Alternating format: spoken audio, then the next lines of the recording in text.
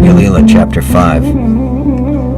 All glories to the Supreme Personality of Godhead, Lord Sri Chaitanya, who is always praised by the name of Murari. He is the constantly glowing lamp of Navadvip. He is like the fearless lion, come to slay the elephant-like atheists. He has taken the knotted thread in order to exemplify the need of chanting a specific number of times the Lord's holy name, which are his own names. All glories to Lord Vishvambar, the Supreme Lord of all living entities. He is the Lord and Master of Lord Nityananda and Gadadhar Pandit. All glories to the Lord, for he is subjugated by the love of pure devotees like Advaita Acharya Prabhu and others. O Lord, please engage the conditioned living entities in the eternal loving service of Lord Krishna, and release them from the bondage of material existence. In this manner, all the devotees passed their time in great joy, discussing topics of Krishna's pastimes with Lord Nityananda Prabhu. All the assembled Vaishnavas were very elevated souls and unalloyed devotees of the Lord. They became totally immersed in the nectar of Krishna consciousness. Lord Nityananda Prabhu was extremely joyful, and he kept looking around at the Vaishnavas. It was a scene of extreme ecstasy, and tears of happiness cascaded down everyone's eyes. Seeing this ecstasy, Lord Vishvambar spoke to Lord Nityananda Prabhu. "Listen, my dear Nityananda Goswami, where shall your Vyasa puja be performed? Tomorrow there is a full moon, and it is on this day that Srila Vyasadeva is worshipped.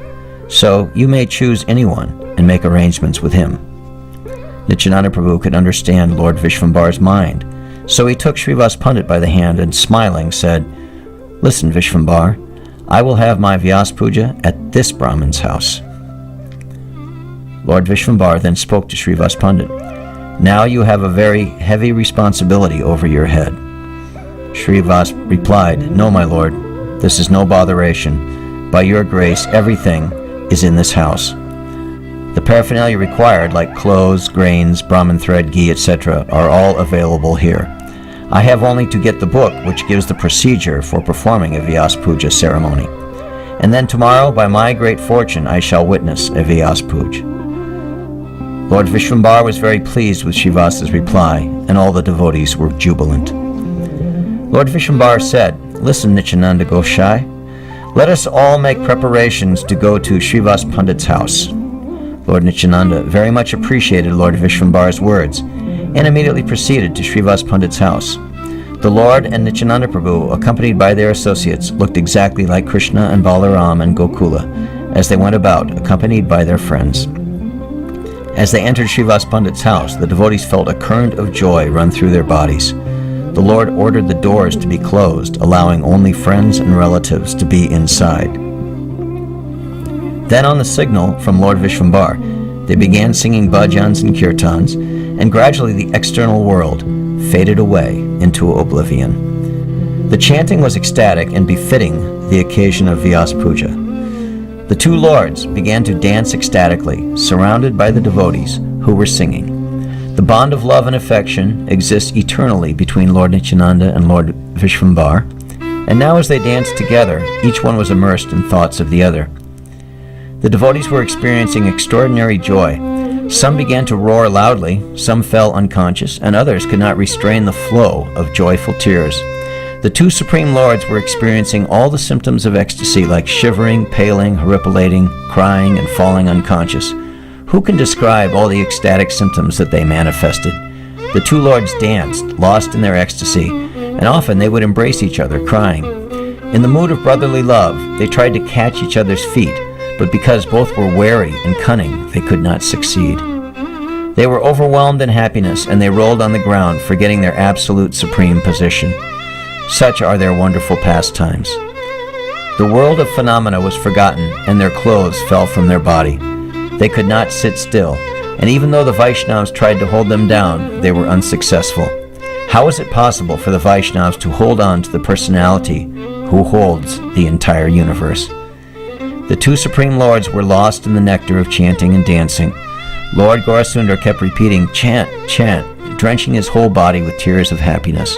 The Lord, having found that personality whose association he always desired, his eternal brother, Lord Nityananda, was floating on an ocean of eternal, endless ecstasy. Lord Vishvambar's dancing was so enchanting, sometimes he would touch his head with his feet.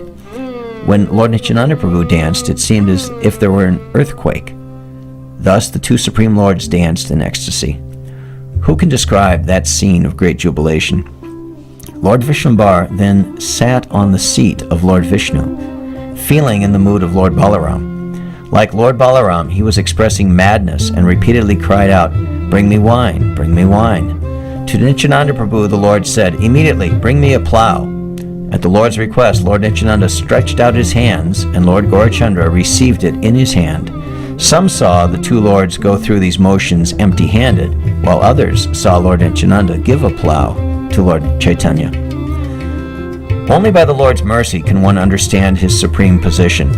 Such confidential pastimes and topics of the Lord, as displayed by Lord Chaitanya and Lord Nityananda, are known to a very limited few. Receiving the plow from Lord Nityananda Prabhu, Lord Chaitanya now began to ask for wine, acting agitated and mad.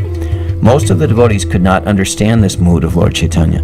They looked at each other's faces in bewilderment, wondering why the Lord was asking for wine. Trying to think logically, they finally brought a pot of Ganga water to the Lord. The Lord distributed the Ganga water to everyone and drank much of it himself, thinking this to be real wine.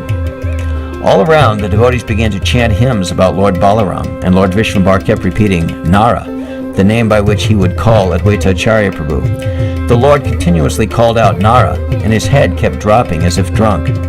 But nobody could understand the inner meaning of the word Nara. They asked, "Lord, who is Nara?" The Lord replied, "On whose loud beckoning I came here. The personality you call Advaita Acharya Prabhu is Nara to me in my present incarnation. Nara has brought me down from the Vaikuntha planets, but he is enjoying peacefully with Haridas Thakur. In this incarnation I shall propagate congregational chanting of the holy name in every house. Those who are intoxicated with material knowledge, wealth, family, austerity, etc., are naturally offensive to my pure devotees. To such wretched and fallen people, I will not give the gift of loving devotional service to the Supreme Lord. But to the residents of Navadvip, Mayapur, I shall bestow that supreme gift of love of God, which is most desirable even by Lord Brahma." The devotees were overjoyed on hearing the Lord, and the Lord gradually became tranquil and still. The Lord asked the devotees, "Were my speech and actions uncontrolled?" The devotees replied, "No, nothing inconsistent." The Lord embraced everyone with great love and affection and said, "Please, always forgive my offensive nature." All the devotees began to laugh. Surely, they thought, the Lord was joking. Unable to control his ecstasy, Nityananda Prabhu began to roll on the ground. Lord Nityananda was totally immersed in the nectar of love of Godhead. Sometimes he laughed, sometimes he cried, and sometimes he opened his clothes and stood naked, being in the mood of a young boy, and his body manifested this mood. His stick fell in one direction and his water pot and clothes in another. That great and tranquil personality, Lord Nityananda, was now restless and uncontrollable. Lord Vishvambar had to hold him still. Lord Chaitanya's words acted on Nityananda Prabhu just as a guard acts on a mad elephant. Lord Nityananda Prabhu became still. The Lord said, "Be calm, and if you want, tomorrow you can have the Vyasa puja." Then the Lord left for his house. All the devotees returned to their respective homes, and Lord Nityananda remained in Srivas Pandit's house. Late in the night, overcome with ecstasy, Lord Nityananda began roaring like a lion. He broke his stick and water pot. Who can fathom the activities of the Supreme Personality of Godhead? Who knew why Lord Nityananda broke his stick and water pot? Early next morning, Ramai Pandit saw the broken stick and water pot.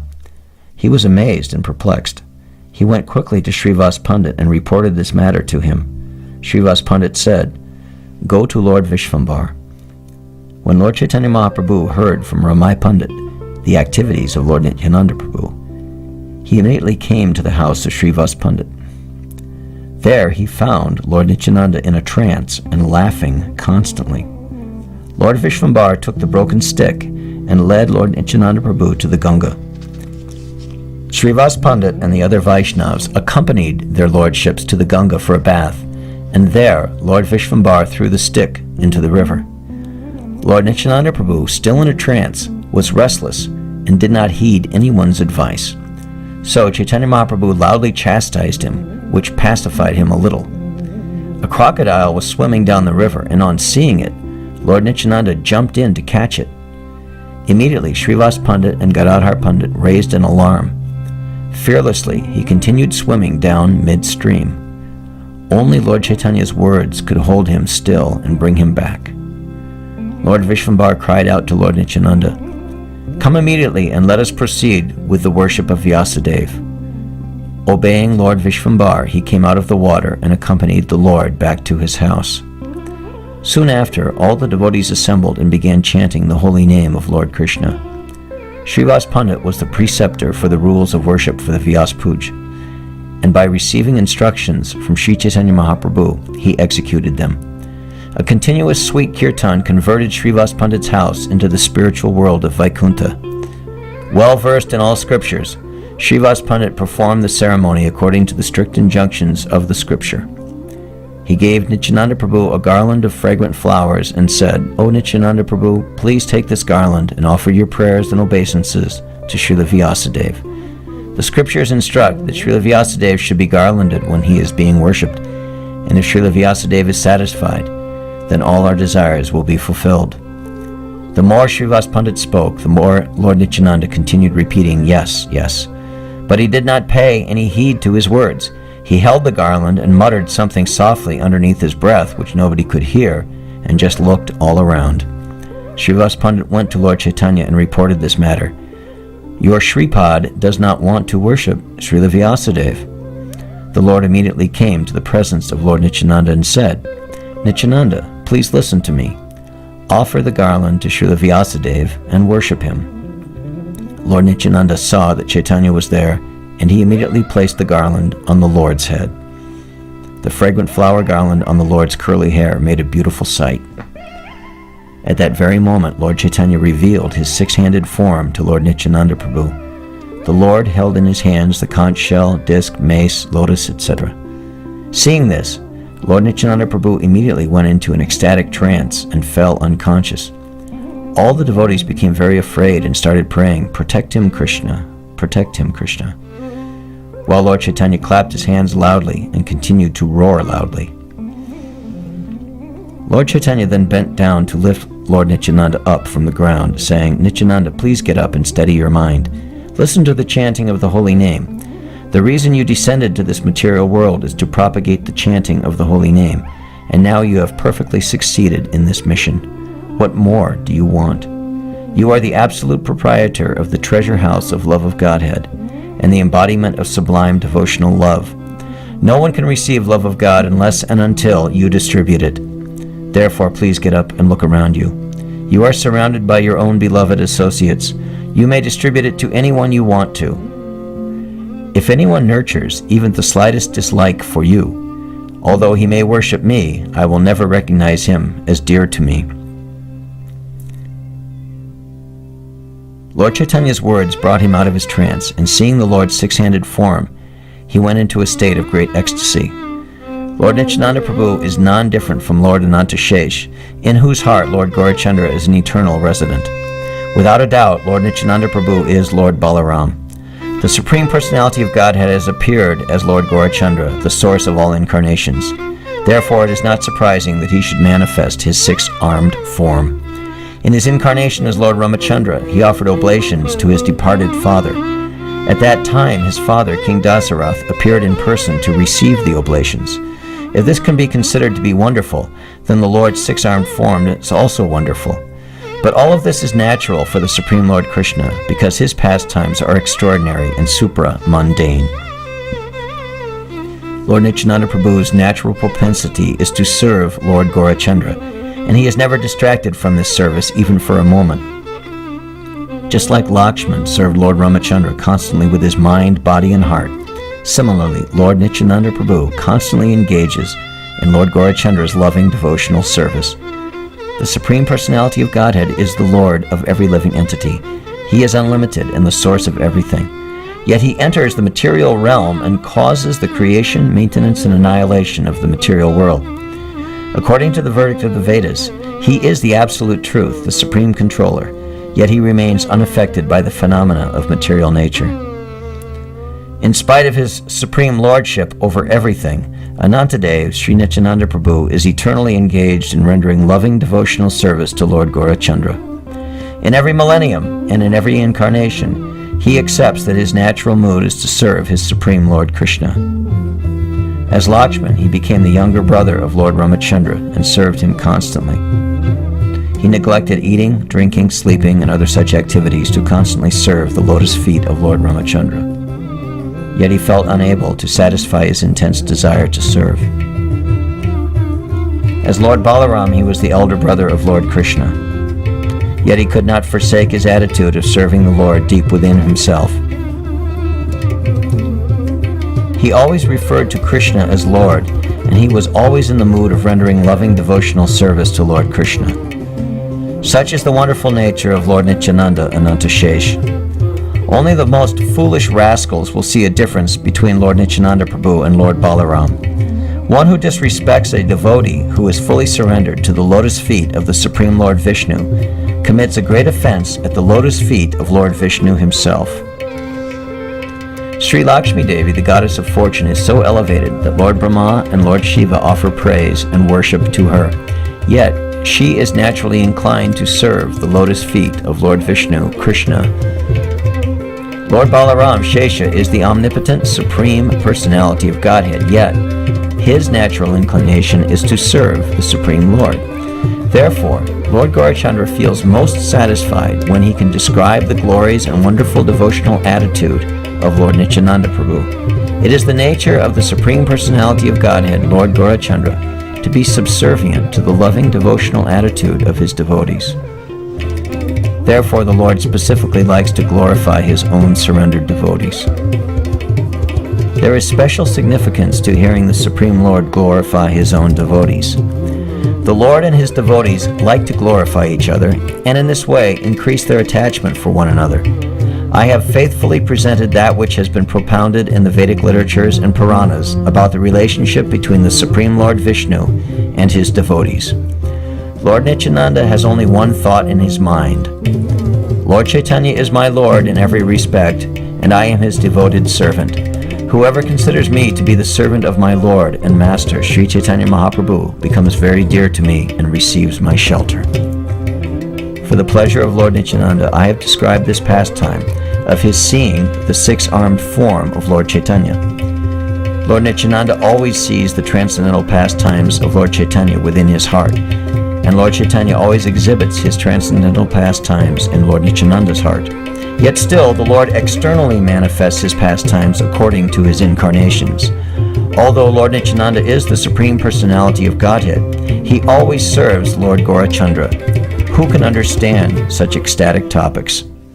The Vedas and Puranas have revealed these philosophical matters. The Vedic literature is actually a compilation of all the wonderful activities of the Supreme Lord, and it is the foremost objective of the Vedic literature to propagate the pastimes of the Lord.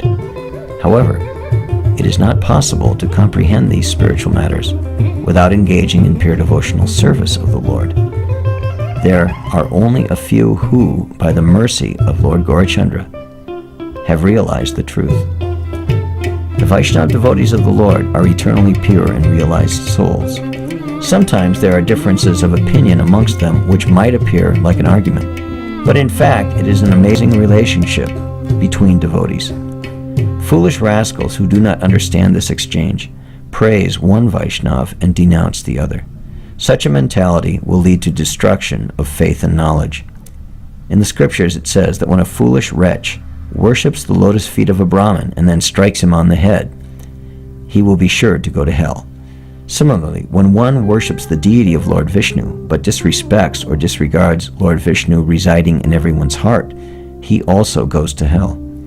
What to speak of committing offense or violence to a Vaishnava devotee? If someone offends or tortures even an ordinary living entity, yet worships Lord Vishnu, the Lord of every living entity, then all his worship is worthless and he suffers great pain. It is verified that to worship Lord Vishnu on one hand and be ignorant about Lord Vishnu being the super soul in everyone's heart on the other is like touching a Brahmin's feet for blessings with one hand and beating him on the head with the other. Such foolish persons do not know what is most beneficial for themselves. To criticize a Vaishnava devotee is 1,000 times more sinful than offending an ordinary living entity. The person who faithfully worships the deities but has no love and respect for the devotees also does not possess any compassion for the ignorant and fallen conditioned souls. He accepts one incarnation of the Supreme Lord and worships him while he rejects another. He treats Lord Krishna differently from Lord Ramachandra, seeing a difference between them. He does not show any respect or devotion for Lord Balaram or Lord Shiva. Such persons are described in the scriptures as the weakest devotees. In the Srimad Bhagavatam, it is stated that a person who has surrendered to a spiritual master and received initiation, who has left the association of non-devotees, and who worships the deity of the Supreme Lord according to Pancharatra injunctions, but who does not worship the devotees due to a lack of proper understanding of the different categories of devotees, is known as a neophyte or Kanishta devotee, not a pure devotee. I have just briefly mentioned the symptoms of a neophyte devotee incidentally in the course of discussion. Seeing the six-handed form of Caitanya Mahaprabhu, Lord Nityananda was totally overwhelmed. Whoever hears this wonderful pastime of Lord Nityananda is immediately released from material bondage. When Lord Nityananda came out of his ecstatic trance, he began to cry profusely, tears flowing from his eyes like rivers. Lord Chaitanya then said to everyone, "Vyasa puja worship has been completed. Now begin kirtan." The devotees were jubilant when they received Lord Chaitanya's orders, and immediately began to loudly chant Lord Krishna's transcendental name. The brothers, Lord Nityananda and Lord Chaitanya, danced like two madmen, having severed all contact to this phenomenal world. The Vyasa puja was celebrated with great joy and singing, and the Vaishnavas became even more inspired and jubilant. Some danced, some sang, while others rolled on the ground catching each other's feet. Lord Chaitanya's mother, Sachi Mata, everyone's worshipable mother, sat alone and watched the transcendental merrymaking. Each time she saw Lord Nityananda and Lord Vishvambar, she thought to herself, "Both of them are my sons." The celebration of the Vyasa puja was very ecstatic. It is only possible for Lord Shesha himself to fully describe it. I am able to give only indications about the wonderful activities of Lord Caitanya Mahaprabhu. I know that one advances spiritually if one glorifies the Supreme Lord Krishna in any manner. The day passed into night, and the devotees went on celebrating the Vyasa puja, dancing with Lord Vishvambar. The Vaishnavas were mad with ecstatic joy, and they wept, crying out, "O Krishna, O Krishna." In this way, the Lord propagated the process of loving devotional service to himself. After the kirtan, the Lord sat down with all his devotees. He spoke to Srivas Pandit, saying, "Quickly, bring the Vyasa puja offerings." Srivas Pandit arranged for all the prasadam to be brought in, and Lord Vishvambar himself distributed the prasadam to all the devotees. The devotees were in bliss to be personally served Lord Gaurachandra. The Lord called everyone from inside the house and gave them prasadam with his own hands. Receiving prasadam directly from the Lord is extremely fortunate for great personalities like Brahma, but now, even the servants and maidservants of the house were receiving that great spiritual treasure. Who can describe the glories of Srivas Pandit, in whose house such spiritual activities occurred? Thus, the Supreme Lord performed wonderful pastimes in Navadvip, but not everyone was aware of them. Lord Sri Krishna Chaitanya and Lord Nityananda are my life and soul. I, Vrindavan Das, humbly offer this song at their lotus feet.